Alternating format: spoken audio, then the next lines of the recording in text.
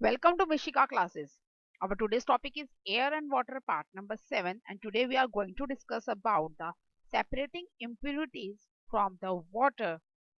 आज का हमारा टॉपिक क्या है air and water part number 6 की क्लास है और आज हम जो डिस्कस करने वाले हैं वो क्या टॉपिक है separating the impurities from the water water में से impurities को हम सेपरेट करना आज हम वो सीखेंगे if you like the video please like it share it and subscribe my channel सबसे पहले जिन इम्प्योरिटीज को हम सेपरेट करने के बारे में आज जानने वाले हैं वो कौन कौन सी टाइप्स की इम्प्योरिटीज हैं soluble impurities and the germs impurities okay तो सबसे पहले हम सॉल्युबल इम्प्योरिटीज के बारे में जानेंगे जिनके बारे में the impurities which you are removing from the water today in today's class that is the soluble impurities and the germs impurities अब सबसे पहले first of all we are going to discuss about the soluble impurities soluble impurities कौन सी होती हैं the soluble impurities are those impurities which is dissolved in the water soluble impurities किसे कहते हैं जो water में dissolve हो जाती है the impurities which is dissolved in water is called the soluble impurities जो भी impurities water के अंदर properly dissolve हो जाती हैं वो क्या होती है soluble impurities होती है like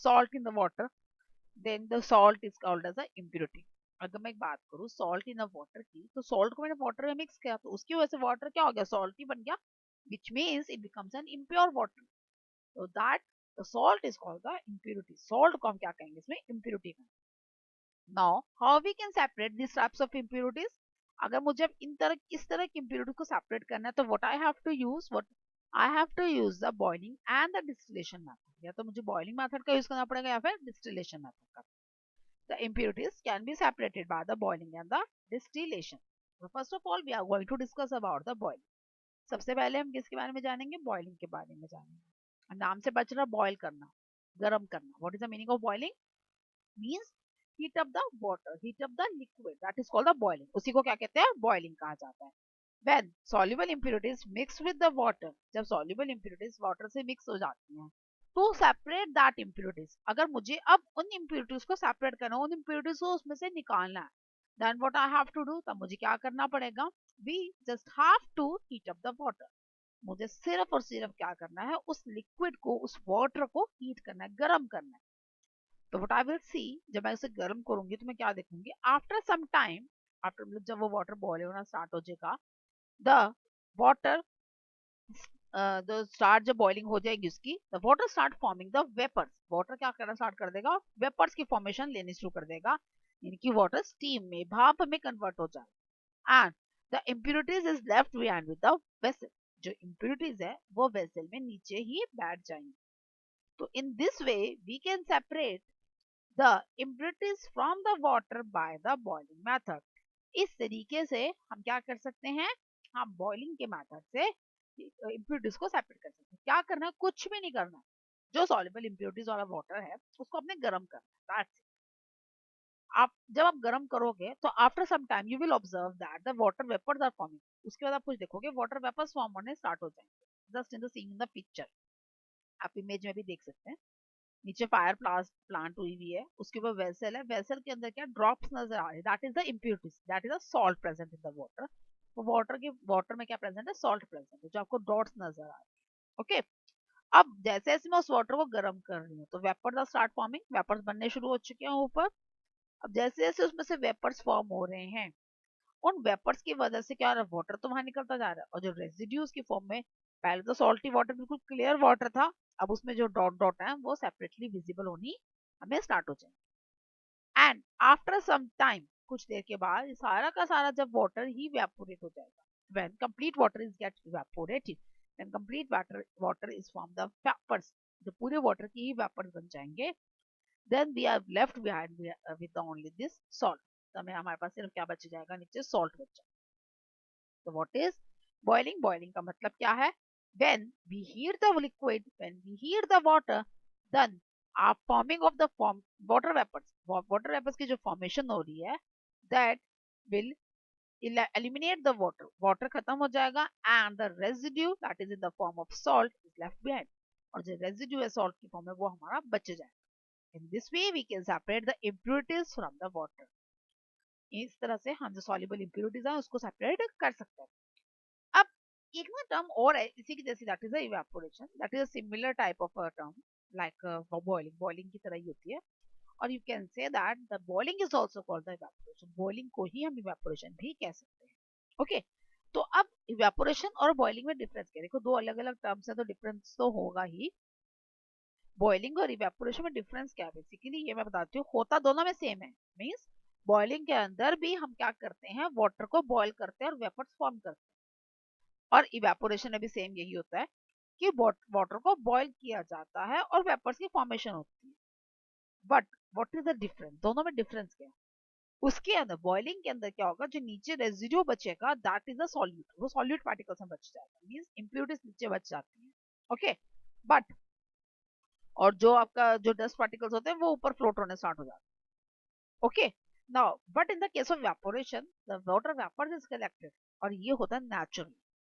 evaporation takes place naturally, means in the presence of the sun rays. Sun rays की फॉर्मेशन में प्रेजेंस होते हैं. Because of that the cloud is form. इसी वजह से क्लाउड्स बनते हैं. The process of changing liquid into water vapor is called evaporation, and this whole process is occurred naturally, and the formation of clouds occur when the water is heated in the presence of sun rays. अब इसी process की वजह से क्या होता है, सन rays की formation होती है, सन रेज बनते हैं.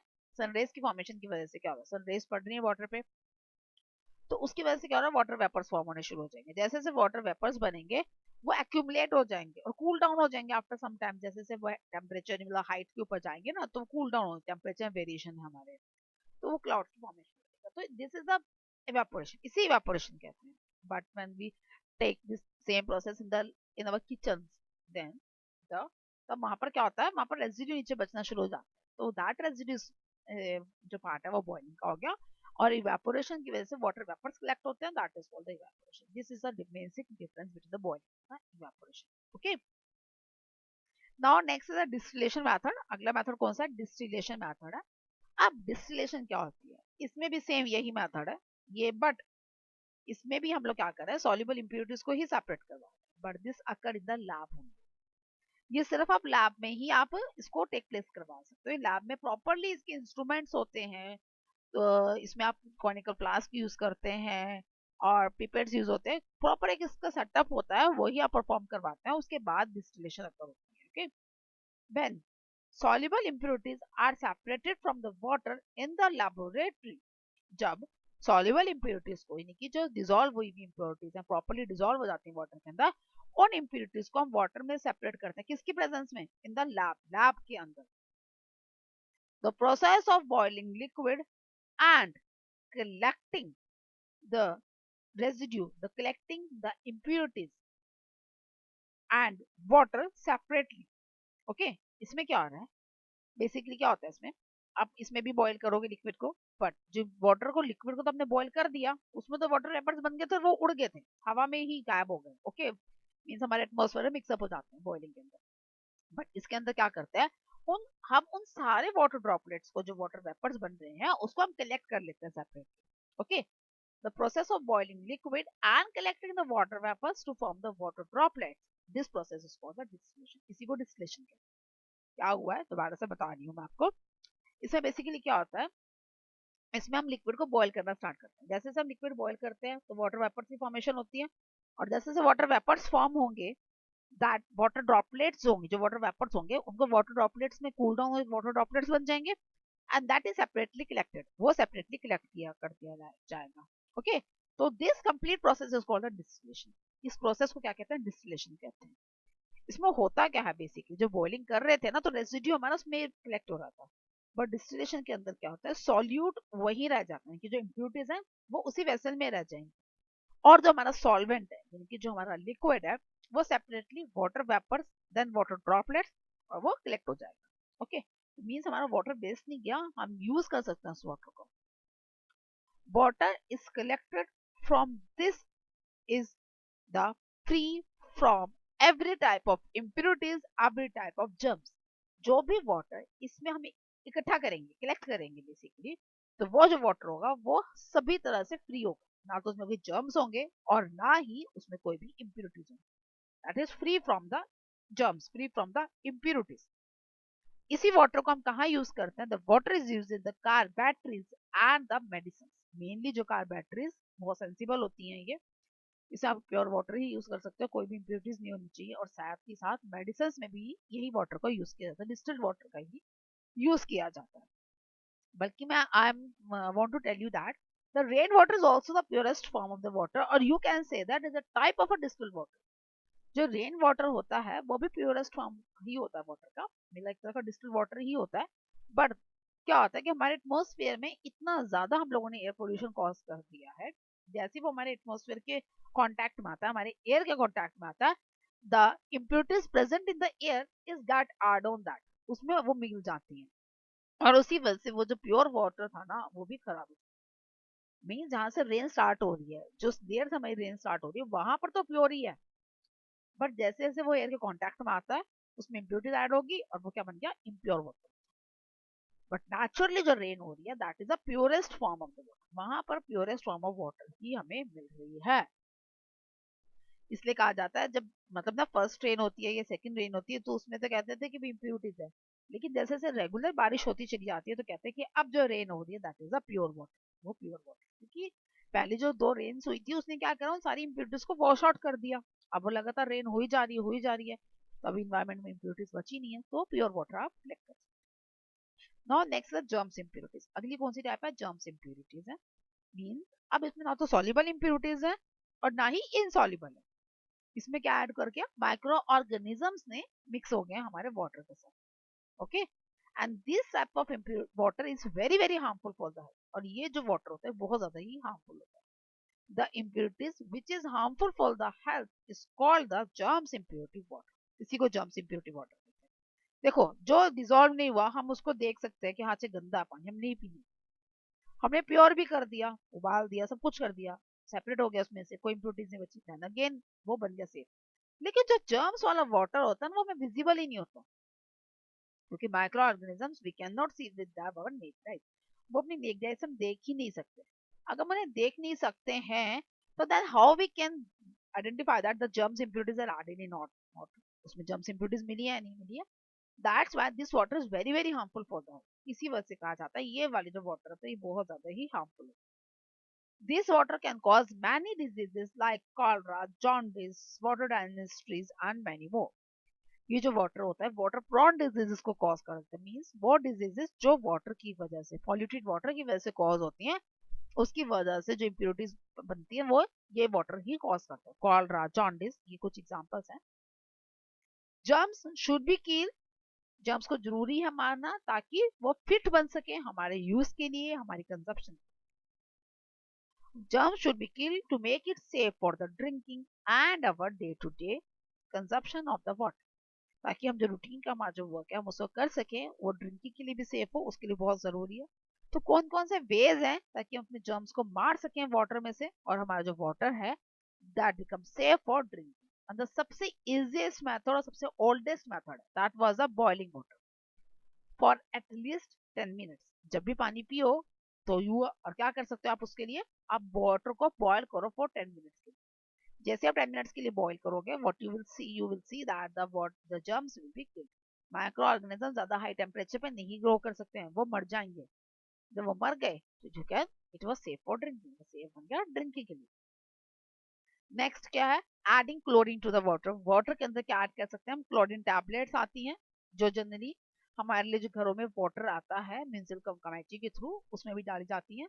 तो क्लोरीन ऐड करने से भी वाटर क्या बन जाता है, सेफ बन जाता है ड्रिंकिंग। नेक्स्ट क्या है, क्लोरीन टैबलेट्स नहीं डालना चाहते हैं तो you can add crystals of potassium permanganate, this also kills the germs. जो क्रिस्टल होते हैं कि पोटेशियम परमैंगनेट के क्रिस्टल्स, क्रिस्टल्स क्या होते हैं, जैसे लाइक का जो टेबल सॉल्ट होता है हमारा, that is again a form of a crystals, वो भी क्रिस्टल्स की फॉर्म में ही होता है। तो इस तरह के जो पोटेशियम परमैंगनेट के जो क्रिस्टल्स हैं वो हम वाटर में ऐड कर सकते हैं ताकि जर्म से फ्री रहें। या फिर हम घरों में वाटर प्यूरिफायर का यूज कर सकते हैं, using water purifiers at our home so that it becomes germ free.